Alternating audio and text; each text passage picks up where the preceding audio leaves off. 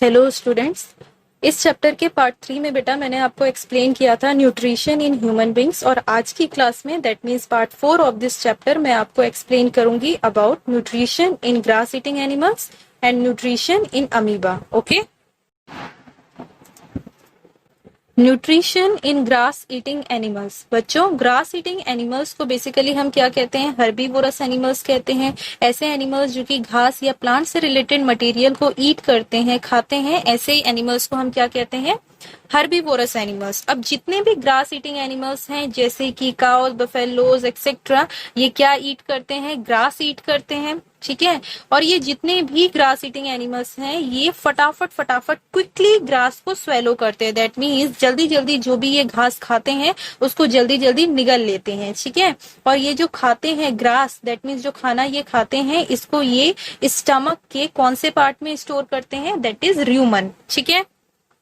One more thing बच्चों, जो grass eating animals हैं इनके स्टमक में 4 पार्ट प्रेजेंट होते हैं, ठीक है। 4 पार्ट्स प्रेजेंट होते हैं इनके स्टमक में। जो फर्स्ट पार्ट है दैट इज र्यूमन, ये सबसे लार्जेस्ट पार्ट होता है इनके स्टमक का। Second is reticulum, third is omasum and fourth one is abomasum, ठीक है। एबोमेसम जिसे हम ट्रू स्टमक भी कहते हैं क्योंकि यहाँ पे मेन जो डाइजेशन का प्रोसेस है वो टेक प्लेस होता है यहाँ पे, ठीक है। दैट्स वाई इसको हम कहते हैं ट्रू स्टमक। तो ये आपको याद होना चाहिए कि जो ग्रास ईटिंग एनिमल्स हैं उनके स्टमक में 4 पार्ट्स प्रेजेंट होते हैं, जिसमें से जो लार्जेस्ट पार्ट होता है वो कौन सा होता है? र्यूमन, ठीक है। नेक्स्ट इज, जब भी ये ग्रास को ईट करते हैं, घास को खाते हैं, क्योंकि जैसे कि मैंने बताया ये जल्दी जल्दी निगल लेते हैं। इसका मीनिंग क्या है? ये अच्छे से च्यूइंग नहीं करते हैं, अच्छे से चबाते नहीं है ना। तो जब ये फटाफट निगल लेते हैं तो खाना कहाँ पहुंचता है? स्टमक के र्यूमन पोर्शन में पहुंचता है। और इस र्यूमन पोर्शन में क्या प्रेजेंट होते हैं? सेलुलोज डाइजेस्टिंग बैक्टीरिया, ठीक है। ऐसे बैक्टीरिया जो कि किसको डाइजेस्ट करने में हेल्प करवाते हैं? सेलुलोज। और सेलुलोज एक टाइप का क्या होता है? कार्बोहाइड्रेट होता है। और इस कार्बोहाइड्रेट को डाइजेस्ट करने के लिए इनके स्टमक में कौन प्रेजेंट होता है? That is cellulose digesting bacteria, जो कि स्टमक के कौन से पार्ट में प्रेजेंट होगा? दैट इज र्यूमन में, ठीक है। नेक्स्ट थिंग इज कि जो खाना पार्शियली डाइजेस्ट होता है, दैट मीन्स र्यूमन में जो खाना आया है, जो कि ग्रास ईटिंग एनिमल्स में जल्दी जल्दी चबा के र्यूमन में जो खाना आ गया है वहां पे जो खाना है आधा डाइजेस्ट होगा। दैट मीन्स जो खाना आया है माउथ से ऑइसोफेगस के थ्रू स्टमक के र्यूमन पोर्शन में, वहां पे खाना डाइजेस्ट होगा, लेकिन जो खाना डाइजेस्ट होगा वो पार्शियली डाइजेस्टेड होगा। दैट मीन्स कंप्लीटली डाइजेस्ट नहीं होगा र्यूमन में, ठीक है। ये जो अनडाइजेस्टेड फूड है, दैट मीन्स जो पार्शियली डाइजेस्टेड फूड है, ऐसा खाना जो कि पूरा डाइजेस्ट नहीं हुआ है और जो कि काऊ के या जितने भी ग्रास ईटिंग एनिमल्स हैं उनके स्टमक में प्रेजेंट होता है, इसे हम क्या कहते हैं? कर्ड। बेसिकली कर्ड क्या होता है? कर्ड पार्शियली डाइजेस्टेड फूड होता है जो कि कहाँ स्टोर होता है? र्यूमन पोर्शन ऑफ स्टमक।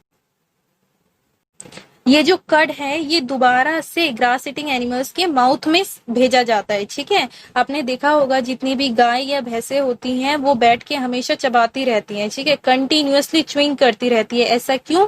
क्योंकि जब भी उन्हें खाना मिलता है ग्रास की फॉर्म में या किसी भी प्लांट रिलेटेड मटेरियल की फॉर्म में, तो ये फटाफट क्या करते हैं? आधा अधूरा चबाते हैं और निगल लेते हैं। और वो खाना कहाँ पहुंचता है? स्टमक के र्यूमन पोर्शन में पहुंचता है, जहाँ पे जो खाना है वो आधा डाइजेस्ट होता है, जिसे हम पार्शियली डाइजेस्टेड फूड कहते हैं और क्या कहा जाता है? कर्ड, ठीक है। जब ये ग्रास ईटिंग एनिमल्स आराम कर रहे होते हैं तो उस टाइम जो ये पार्शियली डाइजेस्टेड फूड है और यू कैन से जो कर्ड है, ठीक है, ये दोबारा र्यूमन पोर्शन से, दैट मीन्स स्टमक के र्यूमन पार्ट से कहाँ भेजा जाता है? माउथ में भेजा जाता है। और जो गाय और जो भैंसे हैं और जितनी भी ग्रास ईटिंग एनिमल्स हैं वो फिर क्या करते हैं? जो खाना पार्शियली डाइजेस्टेड था जो र्यूमन पोर्शन से माउथ में आया है उसे आराम से बैठ के चबाते हैं, ठीक है।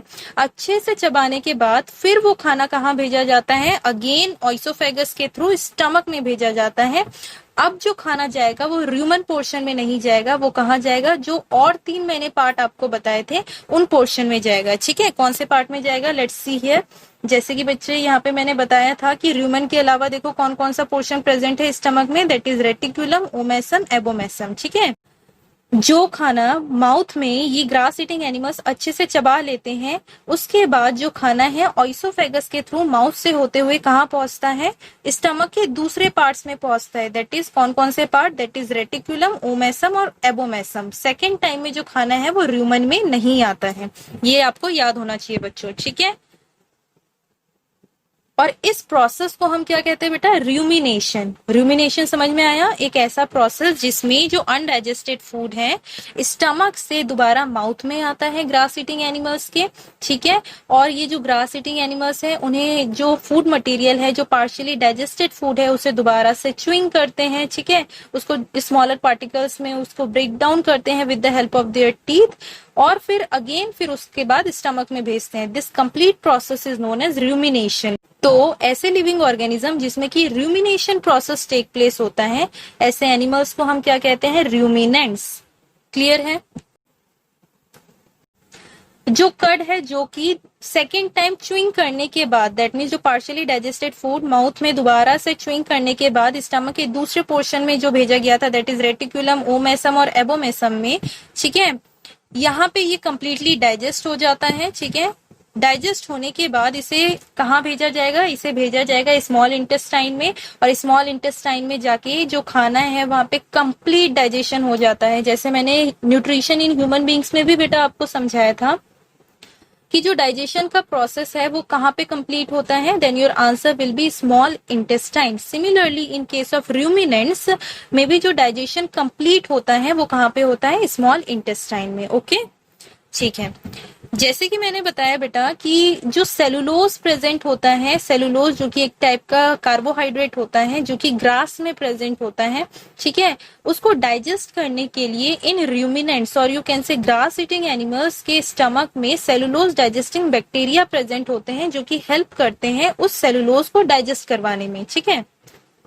लेकिन अगर हम ह्यूमन बींग्स की बात करें तो ह्यूमन बींग्स के स्टमक में ये सेलुलोज डाइजेस्टिंग बैक्टीरिया एब्सेंट होते हैं, जिसके वजह से हम घास को नहीं खा पाते हैं। घास अगर आप खाओगे तो आपका पेट खराब हो जाएगा, ठीक है। रीजन क्या है, रीजन ये है क्योंकि ह्यूमन बींग्स के बॉडी में सेलुलोज डाइजेस्टिंग बैक्टीरिया और यू कैन से ह्यूमन बींग्स के स्टमक में सेलुलोज डाइजेस्टिंग बैक्टीरिया प्रेजेंट नहीं होते हैं, ठीक। तो घास या फूड मटेरियल जिनमें सेलुलोज प्रेजेंट होता है उसको डाइजेस्ट करना इज वेरी डिफिकल्ट। उसको डाइजेस्ट करवाने के लिए स्टमक में क्या प्रेजेंट होने चाहिए, सेलुलोज डाइजेस्टिंग बैक्टीरिया, जो कि किसके स्टमक में प्रेजेंट होता है, रूमिनेंट्स के स्टमक में प्रेजेंट होता है, वो भी कौन से पार्ट में, दैट मीन्स रूमन पोर्शन में। ओके बच्चों, अभी हमने कंप्लीट किया है nutrition in grass eating animals और यू कैन से रूमिनेंट्स, ठीक है। नेक्स्ट जो टॉपिक मैं स्टार्ट करने जा रही हूँ that is nutrition in amoeba. Basically amoeba होता क्या है, amoeba is a microscopic single celled organism. What does it mean, देखो अमीबा क्या है, माइक्रोस्कोपिक ऑर्गेनिज्म है। माइक्रोस्कोपिक ऑर्गेनिज्म का मीनिंग क्या है, ऐसा ऑर्गेनिज्म जिन्हें आप किसकी हेल्प से देख सकते हैं, then your answer will be microscope की हेल्प से देख सकते हैं, ठीक है। तो ऐसे ऑर्गेनिज्म को हम क्या कहेंगे, माइक्रोस्कोपिक। नेक्स्ट इज ये सिंगल सेल्ड ऑर्गेनिज्म होते हैं। इसका मीनिंग क्या है कि ये एक सेल से बने होते हैं, ठीक है। जो अमीबा है, अमीबा के बॉडी में क्या होता है, time to time finger like projections बनते रहते हैं, ठीक है। जैसे कि देखो मैंने यहाँ पे भी शो किया है कि यहाँ पे देखो फिंगर लाइक स्ट्रक्चर्स बने हुए हैं अमीबा के बॉडी में, है ना, जो कि एक सेल से बना हुआ है। और ये जो फिंगर लाइक स्ट्रक्चर्स होते हैं इन्हें हम क्या कहेंगे बच्चों, दैट इज सूडोपोडिया, ठीक है। सूडोपोडिया को हम क्या कहते हैं, फॉल्स फीट भी कहते हैं। फॉल्स फीट दैट मीन्स नकली पैर भी कहते हैं, क्योंकि ये जो फिंगर लाइक प्रोजेक्शन होता है, फिंगर लाइक स्ट्रक्चर जो अमीबा की बॉडी से निकलता है, ठीक है, ये हेल्प करता है अमीबा को मूव करवाने में, लोकोमोशन करवाने में, दैट मीन्स एक जगह से दूसरे जगह में जाने के लिए। साथ ही साथ खाने को खाने के लिए, दैट मीन्स जो भी खाना इनके आसपास प्रेजेंट होता है, ठीक है, इनसे स्मॉल कोई भी फूड मटेरियल अगर प्रेजेंट होता है इनके आसपास तो उसको कैप्चर करने में भी सूडोपोडिया बहुत हेल्प करता है, ठीक है। जैसे कि बेटा मैंने आपको बताया कि जो अमीबा है वो एक सेल से बना होता है, तो उस एक सेल में ही न्यूट्रिशन का कंप्लीट प्रोसेस चलता है।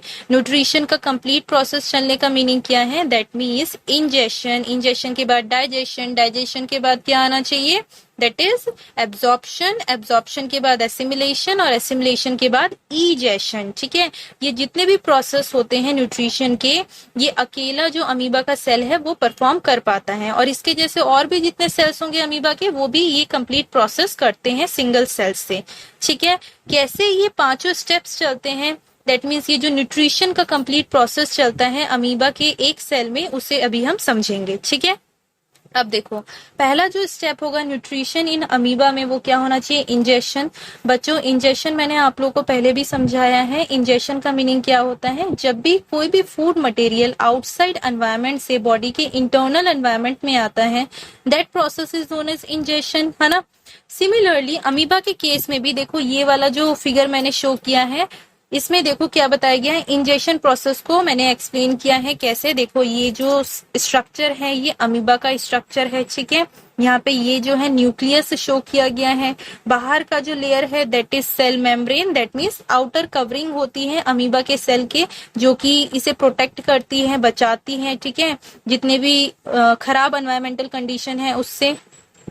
नेक्स्ट चीज देखो, अगर मान लो कि ये अमीबा है ना, अमीबा के आसपास अगर कोई सा भी छोटा, अगर कोई भी फूड मटेरियल आता है, बेसिकली अमीबा क्या ईट करते हैं, अमीबा नॉर्मली छोटे छोटे माइक्रोस्कोपिक प्लांट्स एंड एनिमल्स को ईट करते हैं, बहुत छोटे छोटे प्लांट्स और एनिमल्स को ईट करते हैं जो कि पानी में तैरते रहते हैं। ठीक है, क्योंकि अमीबा जो है नॉर्मली वाटर बॉडीज में ही पाए जाते हैं। ठीक है, उस वाटर बॉडी में जितने भी माइक्रोस्कोपिक प्लांट्स और एनिमल्स होंगे उन्हें कौन ईट करेगा, अमीबा ईट कर लेता है। तो लेट्स सपोज कि अगर अमीबा के सेल के आसपास कोई भी फूड मटेरियल आ जाता है तो क्या होगा, अमीबा के बॉडी से ये जो फिंगर लाइक स्ट्रक्चर है वो बनना स्टार्ट हो जाता है। ठीक है, फिंगर लाइक स्ट्रक्चर बेसिकली ये जो सेल मेम्ब्रेन है वो ही अपने आप को इंक्रीज करता है और फिंगर लाइक स्ट्रक्चर दे देता है, जिसे हम क्या बोलते हैं, सूडोपोडिया, और you can say false feet. ठीक है, अल्टीमेटली आप देखोगे तो इंजेक्शन प्रोसेस यहाँ पे हो गया बच्चों की, जो फूड मटेरियल है धीरे धीरे बॉडी के अंदर आ रहा है with the help of what, pseudopodia. ठीक है, अब देखो नेक्स्ट स्टेप में दैट इज डाइजेशन में आप देखोगे कि जो ये फूड मटेरियल था कंप्लीटली इंजेक्शन के दौरान, खाना जो है, जो फूड मटेरियल है बॉडी के अंदर चला गया। बॉडी के अंदर जाने के बाद ये कहाँ पे स्टोर होता है, फूड वैक्यूल में स्टोर होता है। ठीक है, अब यहाँ से कौन सा प्रोसेस स्टार्ट हो जाएगा बच्चों, यहाँ से डाइजेशन का प्रोसेस स्टार्ट हो जाएगा। लेट्स सी, डाइजेशन आपको पता है बेटा, जो भी फूड मटेरियल है जब उसको ब्रेक डाउन किया जाता है ऐसे फॉर्म में, ताकि उसमें से न्यूट्रिएंट जो है वो रिलीज हो सके। ठीक है, और उसके बाद बॉडी उसे यूज कर सके। तो सेकंड स्टेप देखो डाइजेशन में क्या होगा, जो फूड मटेरियल बॉडी के अंदर आया है इंजेक्शन प्रोसेस की हेल्प से, वो कहाँ पे स्टोर हो जाएगा, फूड वैक्यूल में।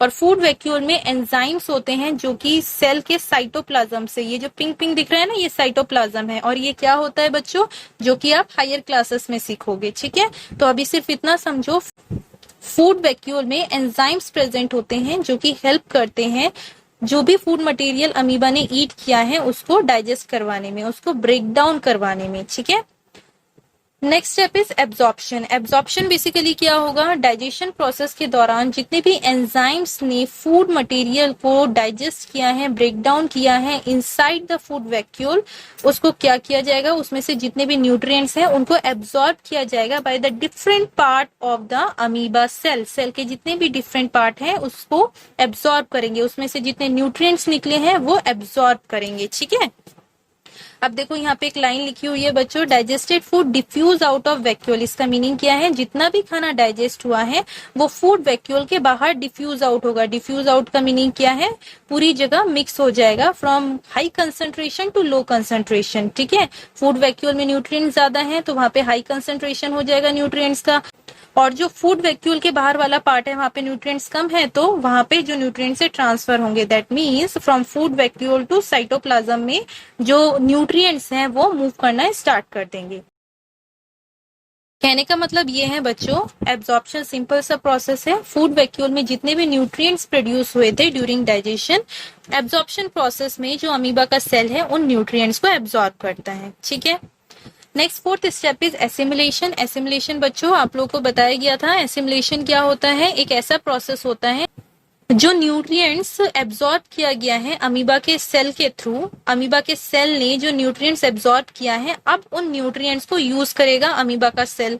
ठीक है, डिफरेंट डिफरेंट काम करने के लिए, चाहे वो मूवमेंट का हो, चाहे वो रेस्पिरेशन का हो, चाहे वो कोई सा भी लाइफ प्रोसेस के कोई से भी स्टेप्स हो सकते हैं, कोई सा भी लाइफ प्रोसेस हो सकता है। ठीक है, तो बेसिकली एसिमिलेशन किया है। एसिमिलेशन का मीनिंग जो भी न्यूट्रिएंट्स एब्जॉर्ब हुआ है अमीबा के सेल में, अब अमीबा उसे यूज करेगा। ठीक है, लास्ट स्टेप है दैट इज इजेशन। इजेशन बेटा आप लोग को पहले भी बताया गया है। इजेशन का मीनिंग होता है कि जो भी अनडाइजेस्टेड फूड है, ऐसा फूड मटेरियल जो कि डाइजेस्ट नहीं हुआ है और जो एब्जॉर्ब भी नहीं हुआ है, that means undigested food material और अनएब्जॉर्ब्ड फूड मटेरियल को बॉडी के बाहर थ्रो आउट कर दिया जाता है, बॉडी से रिमूव कर दिया जाता है। ठीक है, तो इस प्रोसेस को हम क्या बोलते हैं? इजेशन। ठीक है, जैसे फिगर में भी देखो दिख रहा है कि जितना भी वेस्ट मटेरियल है वो सेल के बाहर निकाल दिया जाता है। तो ये लास्ट स्टेप होता है इजेशन। तो देखो पांचों स्टेप जो है इस सिंगल सेल ने परफॉर्म किया अमीबा के।